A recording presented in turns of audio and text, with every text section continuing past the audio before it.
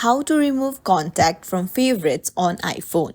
Hey everyone, welcome back to the channel. If you are new here, don't forget to hit the subscribe button and turn on the notification bell to not miss any updates.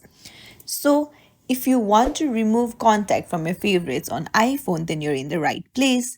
So, first things first, open up your contacts and then there you'll find your favorites. So after you go there, you just have to tap on the edit option that is on the top left hand side, and a red minus symbol will appear. So if you tap on it, it will ask you to delete.